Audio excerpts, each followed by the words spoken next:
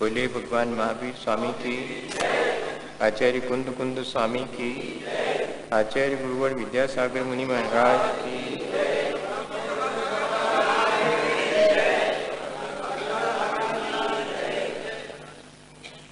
हम सभी लोग भगवान जिनेंद्र की भक्ति के द्वारा अपने जीवन को उनके जैसा बनाने की भावना से यहाँ रोज भक्ति पर विचार कर रहे हैं। और सचमुच जिनेंद्र भगवान की भक्ति ही ऐसी गुणकारी है जो हमारे जीवन को उनके जैसा ही बनाने में कारण बनती है। हम भगवान की भक्ति भी करते इसी उद्देश्य से हैं कि वंदे तद्गुण लब्धि, मैं आपके जैसे गुणों को प्राप्त करूं, इसलिए आपकी भक्ति कर रहा हूं। सामान्य रूप से संसार में भक्ति अपने किसी सांसारिक स्वार्थ की पूर्ति के लिए की जाती है। भगवान से हम कुछ और मांगते हैं, लेकिन यह जो जिनेंद्र भगवान की भक्ति है जो हमारे जीवन को अच्छा बनाती है, उसमें तो हम कुछ और ना मांग के सीधा भगवान को ही मांग लेते हैं। अब आपसे क्या मांगना, आप ही को मांग लेते हैं। आपके जैसे ही हम होना चाहते हैं, आपके जैसे गुणों को हम प्राप्त करना चाहते हैं। तो इतनी उत्कृष्ट भावना हमारी इस भक्ति के समय होनी चाहिए। तो हमारे भीतर की जो भगवान बनने की या भगवत्ता की जो क्षमता है वो स्वतः ही प्रकट होने लगती है। हमें भगवान बनने के लिए कोई बहुत विशेष प्रयत्न करना हो ऐसा नहीं है। हमने जो अपने भगवत्ता के खिलाफ चल करके और अपनी भगवत्ता को अपने ही कर्मों के द्वारा जो ढक लिया है, अगर उसे हम अलग कर दें उस कर्म के पटल को, तो हमारी वो आत्म संपदा हमें स्वयं अपने भीतर प्राप्त होने वाली है। हमें कहीं अन्यत्र से उसे लाना नहीं है, वो हमारी अपनी निजी है। ऐसा भक्ति के समय हमारे अंदर भाव उत्पन्न होना चाहिए, क्योंकि भगवान के बाह्य और आंतरिक दोनों प्रकार से स्वरूप को देख करके हमें ये उत्सुकता जागृत होनी चाहिए कि देखो, हमारे जैसे ही भगवान ने जन्म लिया, फिर अपने पुरुषार्थ के द्वारा अपने कर्मों को नष्ट करके वे कैसे उस भगवत अरहत पद को, सिद्ध पद को प्राप्त कर चुके हैं। मेरे भीतर भी वैसी ही क्षमता है। तो उस अपनी क्षमता का हमारे लिए अगर एक बार भक्ति में एहसास हो जावे और फिर उस क्षमता को उद्घाटित करने के लिए हमें जो प्रयत्न करना है वो प्रयत्न हम करना शुरू कर दें, तो ये भक्ति हमारे जीवन को और बहुत अच्छा बनाने में कारण बनती है। वादिराज महाराज भगवान जिनेंद्र की भक्ति करते हुए लिखते हैं, आत्मज्योतिर निधिरनवधिर द्रष्टुरानंद हेतु कर्मक्षोणी पटल पिहितो यो न वाप्य परेशान हस्ते कुर्वन् त्यनजित चरितस्तम भवद भक्ति भाजा स्तोत्रैर्बंध प्रकृति परुषोद्धाम धात्री खनित्री। हे भगवान, हमारी जो आत्म ज्योति है अनवधि, जिसका कोई अंत नहीं है, अनंत है वो आत्म ज्योति, वो ढकी हुई है, हमारे कर्म पटल के नीचे ढक गई है। यूं न वाप्य परेशान, कोई दूसरा चाहे कि हम उसको निकाल लें तो नहीं निकाल सकता। और जो व्यक्ति अपनी आत्म संपदा को अपने अंदर देखने की आंख प्राप्त नहीं करता, यानी अश्रद्धालु है, उस आत्मा की उसके रुचि नहीं है, वो भी उसको नहीं देख पाता। लेकिन जिसकी अपने आत्म रुचि जागृत हो गई है, वह उस आत्म संपदा को देख करके अत्यंत आनंदित होता है। और इतना ही नहीं, भगवान जिनेंद्र की भक्ति के द्वारा वो भक्ति कुदाल का काम करने लगती है। खनित्रयी है, स्तोत्र खनित्रयी, स्तुति रूपी कुदाली के द्वारा प्रकृति परुषोद्धाम धात्री, प्रकृति, प्रदेश, स्थिति, अनुभाग, ये जो कर्म बंध के 4 प्रकार हैं, उनसे वे तो हो गए पटल, अर्थात ऊपर की जो एक कहना चाहिए ढकने का जो, उसको पटल को क्या कहेंगे, स्टेटा बोलते हैं उसको हिंदी में, तो पटल ही बोलते हैं, आवरण कह लीजिएगा, है, उससे ढके हुए हैं। अगर उनको हम उस कुदाली के द्वारा खोद लेवें तो वो आसानी से निकल सकती है। जैसे घर में किसी के संपदा दबी हो, तो जिसको मालूम रहता है कि हमने तो दबाई है, तो वो तो बहुत प्रसन्न रहता, और बाकी जिसको घर में नहीं मालूम तो वे गरीबी की हालत में और दुखी बने रहते कि अब है तो ही नहीं है, कचू धीरे धीरे सब खत्म हो जा रहा हो। लेकिन जिसको मालूम है कि हो जान दो खत्म, हमने तो नीचे बहुत दबा के धरो, तो उसको कोई परेशानी नहीं होती। वो तो जब चाहे तब जो है कुदाल लेकर के और उस भूमि को खोद करके उसमें दबी हुई संपदा को निकाल लेता है। ऐसे ही जिसके अंदर आत्मरुचि जागृत हो गई, जिसके अंदर श्रद्धा जागृत हो जाती है, उसे अभी आत्म ज्योति प्राप्त नहीं हुई, वो आत्मा की निधि प्राप्त नहीं हुई, लेकिन वह मुझे प्राप्त हो सकती है, ये बात उसे बहुत आनंद देती है। भगवान की भक्ति करते समय हमारे भीतर अपने अंदर छुपी हुई आत्म संपदा का जैसे ही श्रद्धान होता है, हमें आनंद आने लगता है कि हमारे भीतर भी वही चीज है जो भगवान ने प्राप्त कर ली है, मैं उसे जब चाहूं निकाल सकता हूं। अब विचार करें कि पहली चीज तो वह जो आत्म संपदा है वो सबके भीतर है और मिल नहीं रही। उसका कारण क्या है? कहते कि आपके पास दृष्टि ही नहीं है उसको देखने की। अब ढूंढ रहे हो तुम इतने उतने सबरे में, अब तुम्हें मालूम होती कि इतने दबो है तो निकाल लेते। तो जिसके पास में श्रद्धा है वही उसे देख सकता है, और इतना ही नहीं, दूसरे को नहीं मिल सकती, ये बहुत बड़ी चीज है।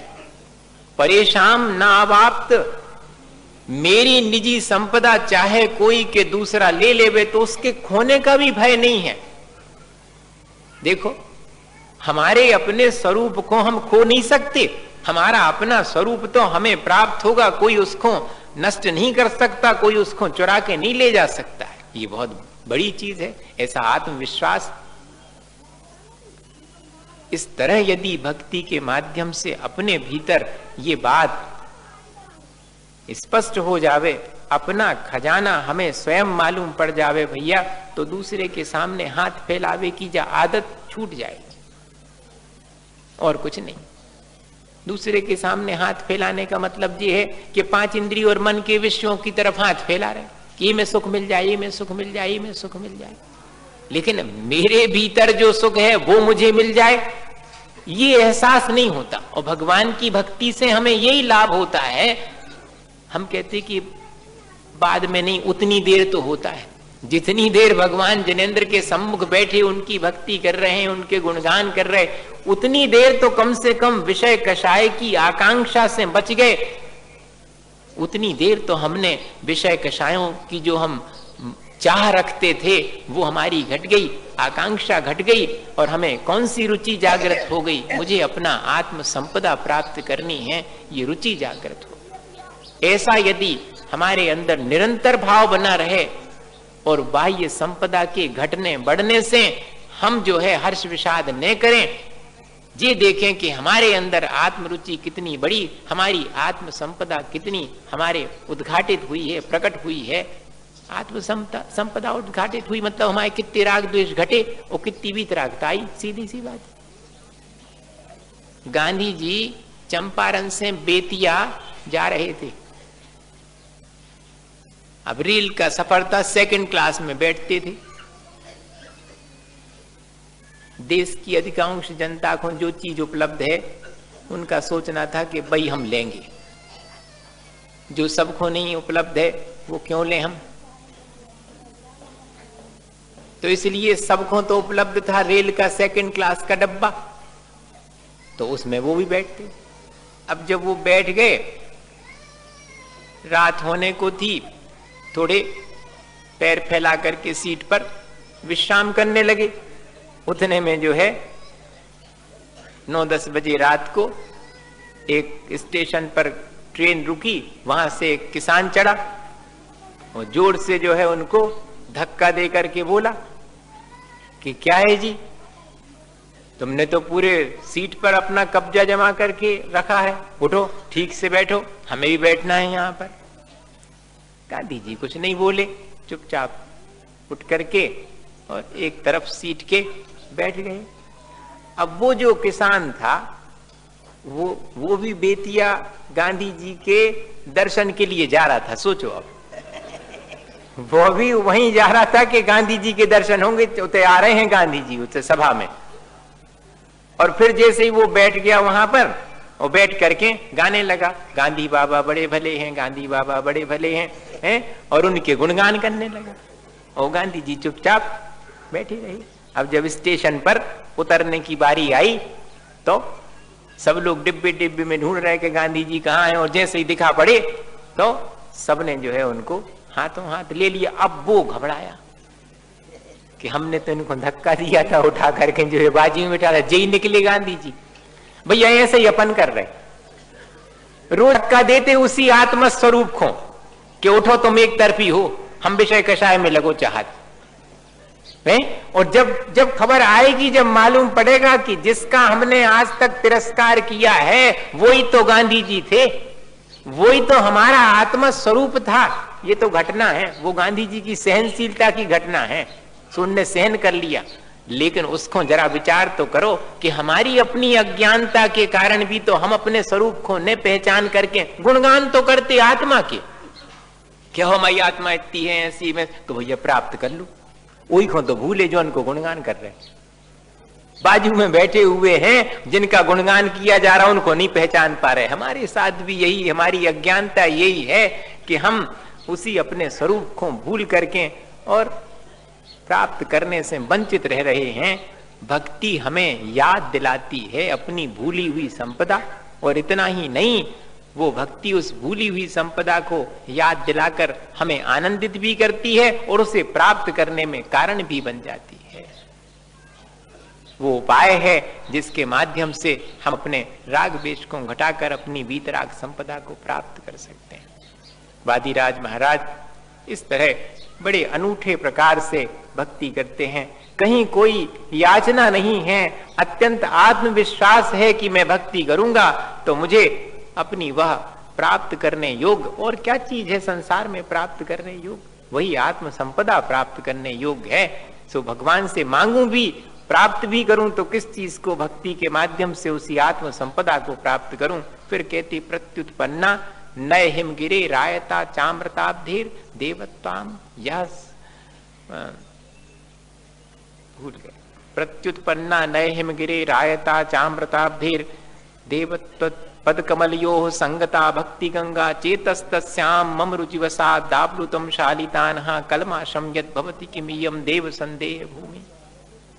शयोपसम है वो वीर्यांतराय के साथ में होता है। हम तो हमेशा अनुभव करते इस चीज को कि थोड़ा सा भी वीर्यांतराय कर्म का शयोपसम कमती हो जाए तो ज्ञान सब धरो रह जाए।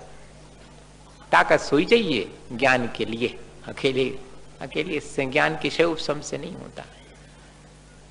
तो आज उतना कंसंट्रेशन नहीं बन रहा था, मुझे लग भी रहा था तो कहने लगे कि वो इतनी किताब ले जा रहे हैं आज तो आप, हमने कि हमें उतना ही बताएंगे, हम स्टेज पे ही बैठे बैठे पढ़ाते। अब ले आए भी है किताब, मनो देख भी ला वो में से कि जो है भूल गए, छह उपसम है। और इसी का अहंकार करते कि हम सब कुछ जाना, वो 1 मिनट नहीं लगने सबरो बिसर जाने। हाँ, केवल ज्ञान प्राप्त होने के बाद नहीं बिसरता जी, तो सब छह उपसम ज्ञान है। अभ्यास करे करे पे भी भूल जाते हैं। तो आचार्य वादिराज महाराज भगवान की भक्ति कैसे कर रहे होंगे, अपन को तो उनने जो भक्ति करी है वो भूल जाती है। उनने कैसे भावों से, मैं सोचता कि कैसे उनके भाव हुए होंगे, और कैसे उन्होंने संस्कृत भाषा में और इतनी भक्ति भगवान की करी। वो कह रहे कि प्रत्युत्पन्ना नय हिमगिरी रायता चाम्रताब्धे, उत्पन्न तो हुई है भगवान भक्ति रूपी गंगा, कहां से? कहती वीर हिमाचल ते निकसी गुरु गौतम के मुख कुंड डरी है। ऐसा तो कहते कि वह जो स्याद्वाद रूपी हिमगिरी है, आपकी वाणी है स्याद्वाद रूप, वो हो गया हिमालय, और वहां से निकली हुई है। और कहां तक जाती है? नदी कोनों भी निकले तो समुद्र तक जाती। और जा वाली नदी कैसी है? भक्ति रूपी गंगा, कहती वो मोक्ष तक जाती। आयता चाम्रताब्धेर, अमृत के समुद्र तक अर्थात मोक्ष तक वो फैली हुई है। और मुझे कहां प्राप्त हुई? जा तो बताओ। आपके चरणों में प्राप्त हुई। संगता भक्ति गंगा मुझे प्राप्त हुई है आपके चरण कमलों में बैठने से, मैं उसका आस्वादन कर रहा हूं। देखो भक्ति करते समय क्या विचार आना चाहिए कि भगवान की जैसे वाणी रूपी गंगा बह रही है, जाएगी लेकर के मोक्ष तक, पर मुझे तो यहां पर प्राप्त हुई। अब मेरा काम क्या है? उसमें मैं डूब जाऊं। जो डूब जाते हैं वो पवित्र हो जाते हैं। जैसे नदी सामने से निकल रही हो और अपन किनारे खड़े रहे तो क्या स्थिति बनेगी? पवित्र हो जाएंगे, नहाए धोए हो जाएंगे क्या? कहती नहीं, उसमें उतरो, डूबो उसमें। तो यही भगवान की भक्ति करते समय होना चाहिए कि भगवान जिनेंद्र के स्वरूप में उनके द्वारा कही गई वाणी में जो आत्मा का स्वरूप है उसमें हम अवगाहन करें, उसमें हम डूबे उन क्षणों में। उतनी देर ही सही, 5 मिनट 10 मिनट सही, अपनों सब रो ध्यान लग जाते कि जा चीज चढ़ाओ और जा चीज चढ़ाओ। हाँ, पूजा करते समय, पाठ करते समय कई जने कहने लगे कि वो कोई अर्थ की तरफ ध्यान दो। हाँ भैया, अर्थ की तरफ भी ध्यान ले लो, मनो परमार्थ तो न भूलो। अर्थ तो लगा ली, अच्छो अर्थ लगा लेता, बहुत अच्छा है, पूरी जैसी पढ़त हो पूजा हो को अर्थ भी जानत। अकेले अर्थ से क्या होना? अर्थ के साथ परमार्थ उसमें डूबना, ज्ञान ध्यान बन जावे तो ही वो ज्ञान श्रेष्ठ है। आचार्य महाराज हमेशा कहती है, वो ज्ञान नहीं तो अकेली जानकारी है नहीं, जानकारी के साथ साथ वह अनुभूति बन जावे। उन क्षणों में हमें वैसा ही लगने लगे कि हाँ मेरा तो स्वरूप वीतरागी ही है। तब जाकर के ऐसा कौन होगा कि जिसका चित्त निर्मल ना हो? तो वादिराज महाराज कह रहे कि मेरा चित्त तो उसमें अवगाहन करके अत्यंत निर्मल हो गया है, इसमें क्या संदेह है? कहीं कोई इसमें मुझे संदेह की स्थिति नहीं है। मैंने आपसे एक बार कहा था कि एक गडरिया रोज देखता था कि पंडित जी डुबकी लगाते थे और डूबा साधे रहते थे और फिर थोड़ी देर में निकलते थे। तो पंडित जी से पूछी कि क्या दिखता आप खोंस के भीतर? कहने लगे भगवान। तो पंडित जी नहीं आ पाए, गडरिया पहले पहुंच गया था, सुबह उन्हें डुबका साधो और अब वो तो 5 मिनट 10 मिनट हो गए। अब पंडित जी उत्ते में आ गए तो पंडित जी को बड़ा आश्चर्य हुआ कि जी तो सही में 10 मिनट हो गए, मन न जाए उसी के भीतर। वो निकल आया 10 मिनट में। जो जल देवता थे उनने उससे कहा कि भाई तुम इतनी देर तक डूबे हो और प्राण निकल जाएंगे। उसने कहा कि मैं तो भगवान के दर्शन करके ही निकलूंगा बाहर। कहती और कुछ मांग लो? कहते नहीं, भगवान के दर्शन हो गए, अब इसके अतिरिक्त मुझे और कुछ मांगने की आवश्यकता नहीं है। ये क्या चीज है? ये चित्त की निर्मलता है। ये चित्त की निर्मलता हमारी आकांक्षाओं को घटाती है, तब समझना कि चित्त निर्मल है। अकेले ऐसे नहीं उसका मालूम पड़ेगा कि भक्ति करते समय चित्त निर्मल हुआ। बाहर निकल करके जा देखो कि आज कितनी आसक्ति घटी। घर से निकल करके सीधे पहुंचने, मंदिर से निकल के भोजनों की थाली पे और तन्नक सो नमक कम होने सो बिन चिल्लिया उन्हें। तो का चित्त की निर्मलता भाई भैया? जी विचार करने की चीज है कि मेरे भक्ति से जो भाव निर्मल हुए हैं, अर्थात मेरी आसक्ति घटी हुई है पंचेंद्रिय के विषयों में और अज्ञानता घटी है मेरी। इस तरह यदि हम विचार करें तो बताइए, भक्ति रोज हम करते हैं, रोज रोज हमारे चित्त में निर्मलता आएगी, रोज रोज हमें अपनी आत्म संपदा का दर्शन करके आनंद होगा। अगर ये प्रक्रिया हमारी भक्ति के द्वारा हम कर लें तो कितने आसानी से और हम अपने जीवन का कल्याण कर सकते हैं। अपन में भक्ति करे वारे में और न करे वारे में ज्यादा अंतर अपन को आज वर्तमान में देखने में नहीं आता, क्योंकि भक्ति करने वाले का भी चित्त निर्मल नहीं होता, ज्यादा नहीं हो पा रहा, और जो भक्ति नहीं करता उसकी तो कुछ बात ही नहीं है। उससे तो कोई पूछे, अब स्कूल ही नहीं गए तो फेल पास का। हाँ, अब कोई स्कूल जावे और फेल हो जावे तो की तो बदनामी हो कि भैया गए थे स्कूल और फेल हो गए, और जो कोई गए नहीं है उसको क्या कहेंगे कि तुम फेल का पास। लेकिन जो जाते हैं भक्ति करते हैं उनको जरूर विचार करना चाहिए कि मेरे आत्म ज्योति या कि आत्मनिधि प्राप्त करने की ललक कितनी बड़ी, मेरी संसार से आसक्ति कितनी घटी, मेरे चित्त में कितनी निर्मलता आई। नहीं तो हम में और उसमें कोई अंतर नहीं रहेगा। एक साधु जी नदी के किनारे और बैठे हुए आराम से अपना ध्यान कर रहे थे।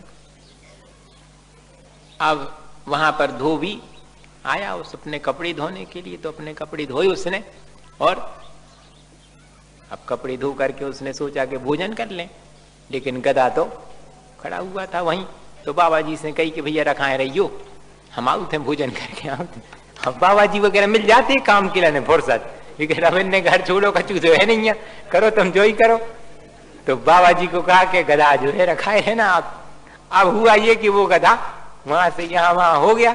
अब जब ये भोजन करके लौटे तो नहीं मिला, तो बाबा जी को बहुत खोटी खरी बातें सुनाई। अब थोड़ी देर तो बाबा जी ने सुनी, उसके बाद जो है बाबा जी के मन में जरा विकलता, बहुत कठिन है भैया, प्रशंसा सुन के फूलना नहीं और निंदा सुन के और शांत बने रहना, ये बहुत ही अत्यंत दुर्लभ, बड़ी साधना चाहिए इसके लिए।